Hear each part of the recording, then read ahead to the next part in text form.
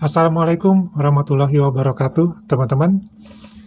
Beberapa waktu yang lalu kita semua tahu bahwa ada berita dan kita juga mungkin sebagian menonton ya bahwa Malaysia membawa pulang beberapa anak beserta dengan keluarganya yang mengalami luka-luka dari bukan daerah Gaza ya, pasti dari negara tetangga di Palestina ke Malaysia untuk dilakukan perawatan.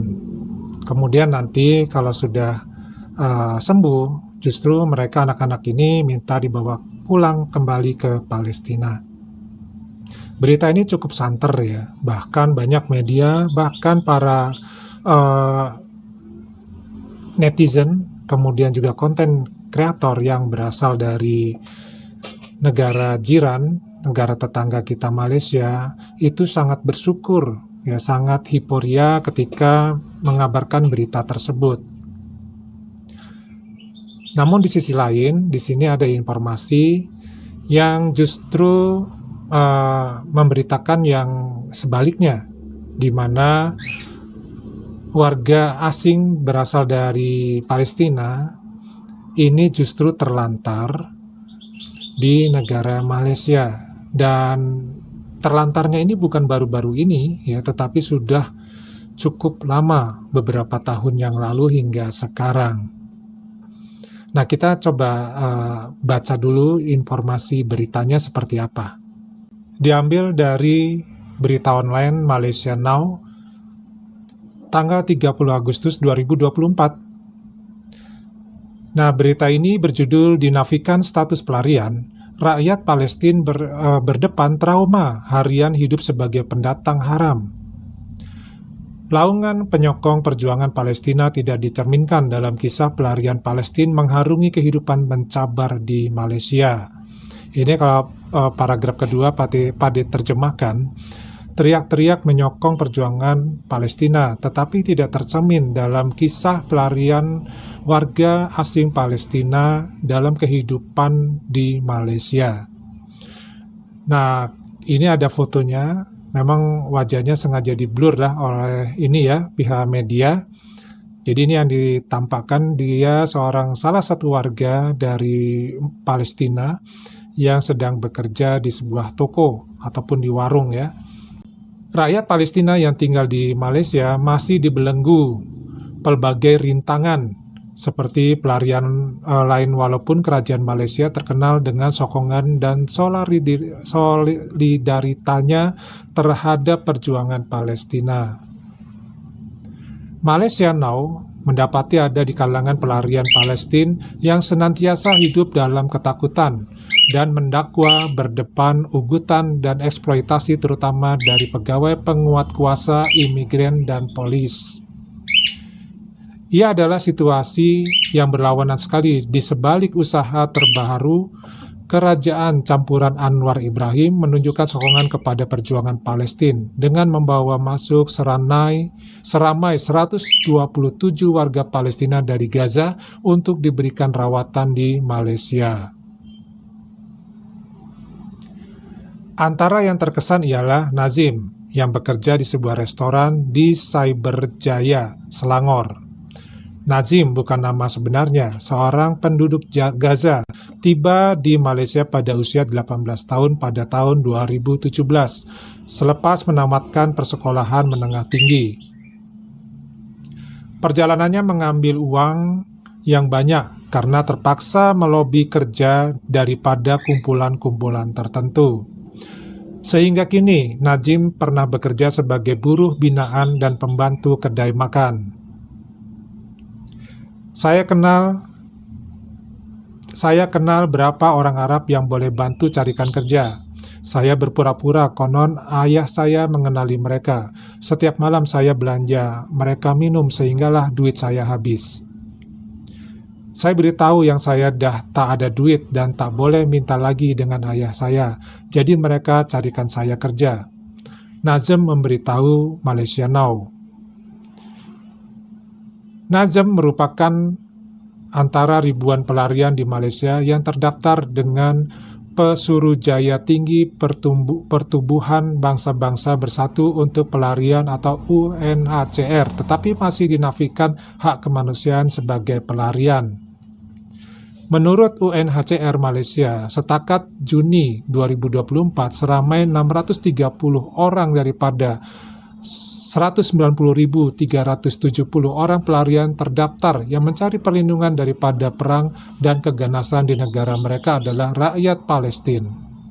Malaysia tidak menandatangani konvensi mengenai status pelarian 1951 dan protokol status pelarian 1967. Namun mendapati sukar menyekat kemasukan pelarian yang kerap dibenarkan atas dasar kemanusiaan. Disebabkan statusnya sebagai pelarian tidak diiktiraf kerajaan, Najem sukar untuknya mendapatkan kerja dan tempat tinggal dan terpaksa beberapa kali berpindah atau menumpang di rumah kenalan. Najem tidak dinafikan rakyat Malaysia ikhlas membantu Palestina. Bayangkan diberitahu yang Anda adalah gelandangan, penumpang. Saya tahu, kami semua tahu, kenapa cakap lagi? Bagaimanapun, apa yang dilaluinya setiap hari tidak mencerminkan sejak 8 tahun berada di sini mengecewakannya. Masalah paling utama dihadapinya ialah gangguan anggota polis setiap kali dia berjalan kaki pulang dari kerja. Nazem dan rekan-rekannya sudah biasa didatangi anggota polis yang meronda kawasan kejiranannya di mana dia akan ditunjukkan isyarat berhenti sebelum diminta kad pengenal diri. Setiap kali ia berlaku, dia dan rekan-rekannya memberitahu bahwa mereka sedang pulang dari tempat kerja yang terletak hanya seberang jalan. Apabila saya beritahu bahwa saya pelarian Gaza dan ada kad UNHCR, mereka akan terus beritahu, sudah, jangan cakap pasal Gaza, ini Malaysia. Kamu datang sini untuk cari perlindungan, kamu tak ada rumah, kamu orang asing, mana boleh kerja, kata Nazem, menyerinaikan ayat yang biasa didengarinya. Nazem berkata pengalaman itu memberi kesan emosi dan mental. Bayangkan, diberitahu yang Anda adalah gelandangan, penumpang. Saya tahu, kami semua tahu, kenapa cakap lagi? Jika hari ini keluarga saya mati di Palestina, esok saya akan bunuh diri, kata Nazem yang sudah tidak tahan dengan trauma yang dialaminya. Kenapa saya nak hidup macam ini? Ketika ditemui Malaysia Now di tempat kerjanya, seorang rakan Nazem, juga seorang rakyat Palestina, mendakwa terpaksa membayar 150 ringgit Malaysia kepada seorang anggota polis 2 hari sebelumnya. Dia minta paspor, tapi saya tak ada paspor ketika itu. Dia kemudian buat semacam dengan imigran dan bertanya kenapa tiada kemas kini. Kemudian dia menuduh itu salah saya. Akhirnya saya hulurkan uang dan saya dilepaskan, katanya. Malaysia Now sedang coba mendapatkan reaksi pihak polis mengenai dakwaan itu. Nazem bukan satu-satunya penduduk Gaza yang berdepan masalah ini. Menurutnya sekurang-kurangnya 20 orang rakan pelarian dari kampung halamannya dinafikan status pelarian UNHCR. Bagaimanapun, dia tiada pilihan selain bekerja keras untuk memperbolehkan uang dikirim kepada keluarga. Ibu dan adik-beradik perempuannya tinggal di tebing barat, manakala ayah dan abangnya masih berada di semenanjung Gaza. Nazem berkata dia menggunakan khidmat orang-orang Hamas di Malaysia sambil menambah pelarian Palestina di negara ini mengenali mereka. Mereka hantar uang itu kepada keluarga Anda dan ambil 50% daripada jumlah itu. Sebaik saja duit itu sampai kepada keluarga, mereka akan ambil pula 50 ringgit Malaysia. Tiada sesiapa yang boleh dipersoalkan kenapa, bagaimana, dan bila. Jika Anda tak suka, tak perlulah hantar uang kepada keluarga. Kini sudah 11 tahun Nazem tidak berjumpa ayah dan abangnya. Malah trauma yang dilaluinya menyebabkan dia tidak mahu lagi berjumpa ayahnya dalam keadaan sekarang, karena mahu mengingati memori ketika ayahnya masih muda. Nazem masih menyimpan impian melanjutkan pelajarannya untuk memenuhi cita-citanya menjadi peguam atau saintis. Tetapi dia tiada pilihan selain menjalankan rutin kehidupannya setiap kali bangun tidur. Mandi, salin baju, pergi ke pasar, masuk dapur restoran, masak. Tak ada sesiapa yang akan benar-benar membantu Anda. Menurutnya, adalah sukar untuknya menghantar uang kepada ibunya karena berbagai rintangan yang dihadapi setiap hari. Mak telepon minta duit, saya jawab, maaf mak, waktu di Malaysia berbeda dan saya perlu ke Kuala Lumpur. Kemudian terserempak pula dengan polis dan terpaksa menyorok selama 4 jam, kemudian mak telepon lagi. Begitulah setiap hari, tiada siapa yang tolong kami. Nah, teman-teman, dari informasi surat kabar ini tadi, Malaysia Now sudah cukup menjelaskan buat kita bahwa ternyata ada beberapa pengungsi dari Palestina yang berada di Malaysia justru mengalami kesusahan hidup, bahkan bukan kesusahan hidup saja tetapi kesulitan dalam masalah hukum di Malaysia. Padahal mereka adalah pengungsi, tapi dikriteriakan sebagai pelarian.